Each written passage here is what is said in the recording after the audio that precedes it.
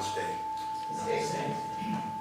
There's a cartoon over there that describes me to a T about today. Today's Ascension Sunday. It's above Sue's head. And it is about ascension deficit disorder. Basically, it says Jesus, essentially, to paraphrase, it says Jesus, was carried up into heaven, and the one guy is saying, I can't see it, and then there's a sign that says ascension deficit, and it's pointing at him. Oh, wow. But it's true. When I was a kid, I liked to go down to what's now the Grand Avenue Mall, but it wasn't the Grand Avenue Mall then, to Gimbel's, and I think it was Boston store. Oh, and there's Woolworths. Was there a Woolworths? Yeah. But Gimbel's and the Boston store, this tells you what kind of a kid I was, how intellectual I was. I liked to ride in the elevators and the escalators. The elevators because they still had the elevator attendant who would spin the little thing and then it would go up or down and you'd have to open the little cage and he'd tell you what was on each floor. And I remember, why I remember this, I don't know. There was a stool in the elevator for him to sit on.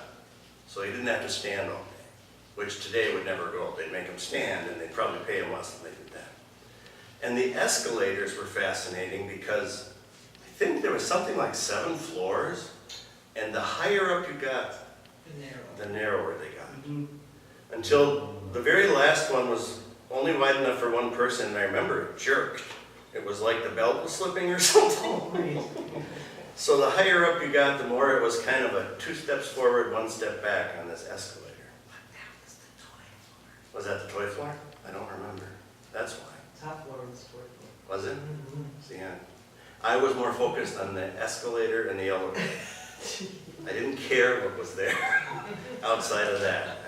And I wanted to be the elevator man, Ooh, there's an ambition. But yeah, well, I gave that up for wanting to be the bus driver. So, like I said, I was intellectual and focused on greater things. But it's kind of an apt metaphor for this whole ascension thing, and Marcus Borg really nails it. I have called it the ascension in the past Jesus' Magic Carpet Ride. Remember that song by Steppenwolf? Always, that he had sort of just gone up, and one day he was going to return, and I always thought he'd come kind of surfing on a carpet, Oh, that's a Latin.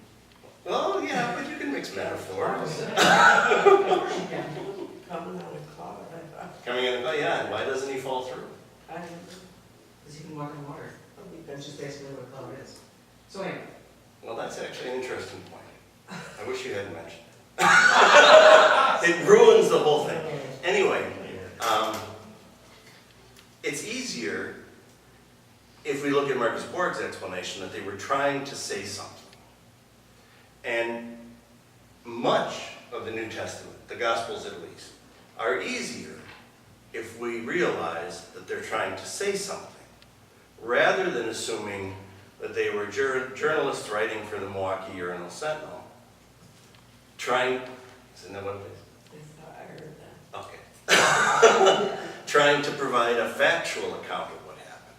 In fact, when you try to twist this stuff into a factual account and a step-by-step sort of progression, you end up in 2 places.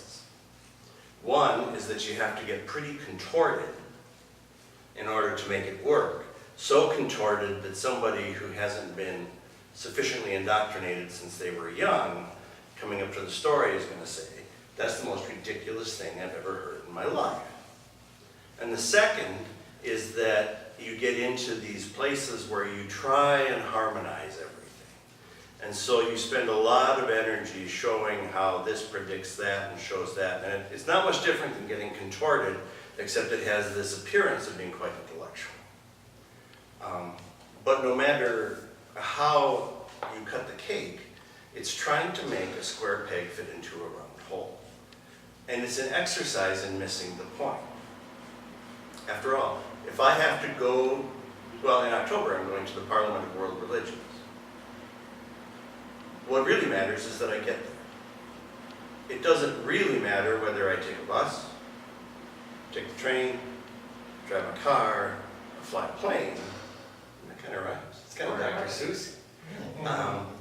In the end, what matters is that I get there. And it's almost like a lot of religious types like to argue about whether it was the bus, the train, the car, or the plane, rather than focusing on what actually happens and what's important and the reason for the trip in the end. Because if we're honest about it, religious traditions are full of things like virgin births, resurrections, and ascensions. I even made a type of ascension once a year when I went down to Gimbel's in Boston store to ride the elevator and the escalator. And while it has this motif of pilgrimage, we have to remember what the point is. And the point for this story was they were trying to say Jesus is God. Or at least Jesus was very close to God. So a little bit of a tangent, I'm a member of this thing called Speakeasy on the internet, which is a book review service. And it's run by a guy named, I'm not sure if you pronounce his name Morel or Moral, but his first name is Mike. And he's one of these former evangelical types who's moving more towards the middle and has gone out and contacted publishers whose authors need reviews in order to try and sell their books. And so if you're a member of this, you get a free book, but you get to choose which ones you want. You write a review, you have to say, I got a free book to write this review, and then you post it hopefully on your blog if you have one, and then on Amazon and somewhere else so that when people go and look at the book, they can say, oh look, these people read it and it seems like a pretty good book. Most of them are not. But, to be quite honest, most of them, I don't know how to get to the book. So if we really want fun, we should look for your reviews of those books. That's right. Because, you know, I'm not that impressed when you publish a book with a font that's this big and everything's double-spaced. I know that even in 80 pages, you're not going to say much, and I will say you didn't say much. But I'm reading one now that's kind of interesting. It says that if you want to know what God is like, look at Jesus. And if there's something that's attributed to God that wouldn't be consistent with what Jesus would do, you have to say, this isn't God. Even if it's in the Bible. And the reason for that is that, now this is a progressive understanding of Scripture, but the people's understanding of God evolves. And whether you want to say, yes, absolutely, I believe that Jesus was God, or whether you want to say that Jesus reveals God to us fully, it's kind of an interesting experiment. So would Jesus say, get your army together, run up to Canada, smite the Canadians, get their wealth, occupy their cities, kill all their people? Well, probably not. Well, they apologize? Will they apologize? Wow. Well, they apologize, preferably. But, you know, there's a whole lot of it. That is, after all, the story of the Hebrew people going into the land of Canaan and occupying it. It was, God told us we ought to kill all these people and move into town. And, well, exactly. But this book says, since Jesus would never do that,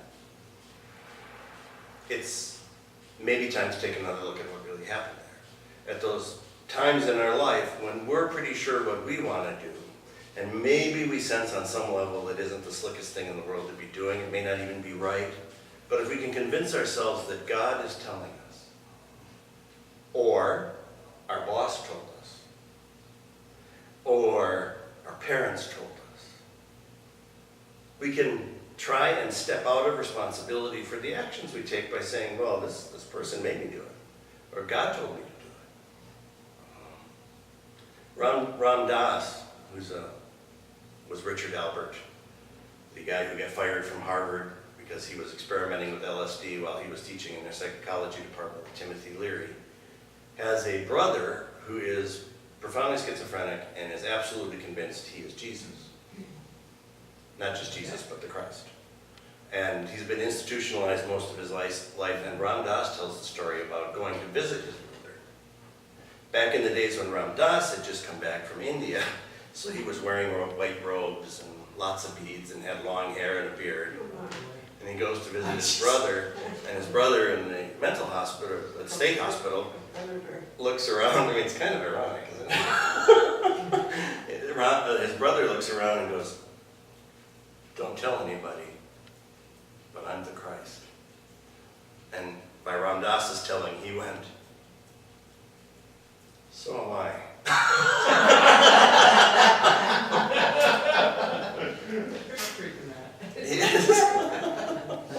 His point being, really, underneath all the funny imagery and stuff, that we all are.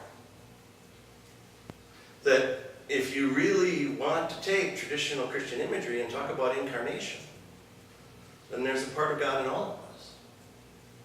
And we don't have to take, although they can be helpful, we don't have to take a ride up the escalator at Gimbel's. Actually, you can't anymore. Back in the day. We don't have to even invest a lot of money taking pilgrimages to exotic lands, although that can be fun. Anybody wants to sponsor me? Or me. But all we need is right here. And those stories that, like the Ascension story, are really stories of transcendence, of overcoming, also of unity and connectivity. And so they only really become valuable if we can connect them with our lives today. Otherwise, it's just a nice story, like learning about the Greek fairy tales. The Greek, I was at Cinderella last night. Greek mythology and Roman mythology, or Cinderella. To the extent we can connect things to our lives and get a little bit of insight and say, well, maybe this would work, or maybe this would make sense, or maybe I'm not so bad. Or maybe all those people that tried to tell me I can't, I never will, I shouldn't, were wrong.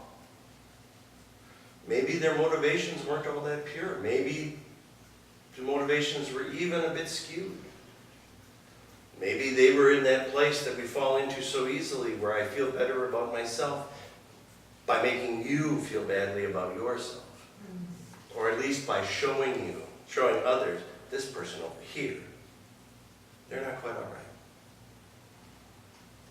And if you watch social situations, we do it all the time. I was noticing, I started a new job a couple weeks ago, and I'm in training, and there's this guy who's a young guy. He was what we used to call a nerd, you know. And you just watch how people still, and at first my reaction was kind of to keep some distance, still play out those high school sort of games. We're not going to sit with him. He's kind of strange. He's a little odd. But those people in those circumstances, and I was one of those people. Brother and I haven't always been in school. I was one of those people. And our opportunities for spiritual growth are right in that day-to-day. How do you look at that nerd and say, God's in there? You go sit with them. You go sit with him. And it isn't easy, and it's sometimes awkward, and that's okay. Because growth is never easy, and growth is often awkward. But the ability to take those concrete steps in our day-to-day life, in the end, is much more useful than being able to explain something like ascension, resurrection, virgin birth. Because daily life is where the rubber meets the road. Daily life is where transformation occurs, and not just for us, but those we